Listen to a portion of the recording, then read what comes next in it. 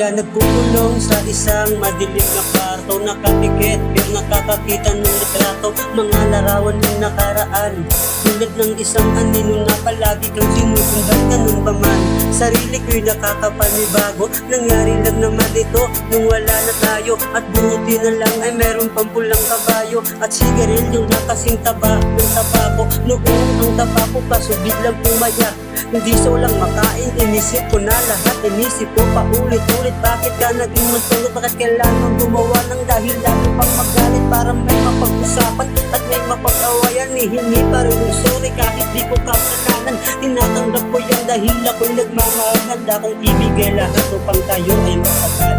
Bakit ba kailangan pang lumisan ka? Ano ba ang nagawa? At ngayon wala na tayo'y paano na?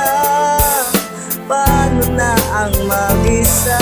Ito ang oras para tayo ay magsisihan.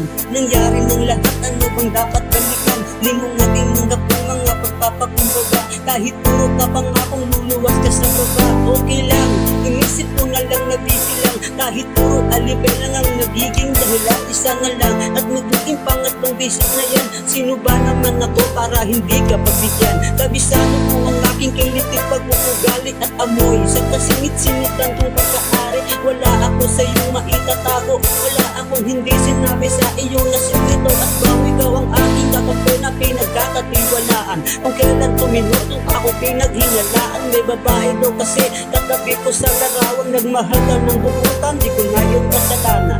Bakit ba kailangan pang lumisan ka? Ano bang aking nagawa? At ngayon wala na tayo'y paano na? Paano na ang mag-isa? Ano na, ano ba tayo? Paano pa mabubuo ang plano kung galit pa tayo? Tulog na lang, nagtatatlong taon na tayo, tapos sasabihin mo sa akin ngayon wala na tayo. Ang bilis mo magpasya, bakit meron na bang iba? May ibang lalaki na ba sa iyo'y nagpasaya? Mabilis kang magtiwala sa hindi mo kilala, at ilang beses mo na akong pinagmumukang tango. Inisip mo kung isip bata o ganyan ka talaga, at ang ating relasyon di mo binigyang halaga. Masaya kang gumiginik na kasama mo sila, habang ako'y naghihintay ng text mo bakit na isa. Ngayon sino ba sa atin ang lubos na nawalan? Nagseryoso na nga, bakit nakuha pang saktan? Parehas ang kinahiligan natin at nagustuhan, at wala kang dahilan pang di maintindihan na naging masaya ka yung panahon na tayo pa. Dahil wala akong hinangad kundi ang lumigaya ka. Hanggang dito lang siguro at palagi kang mag-ingat. Isipin mo na lang na di nangyari ito lahat. Bakit ba kailangan pang lumisan ka? Ano bang aking nagawa?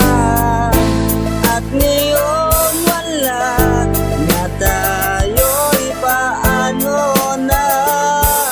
Paano na ang mag-isa? Bakit ba kailangan pang lumisan ka? Ano bang aking nagawa? At ngayon wala na tayo'y paano na? Paano na ang mag-isa?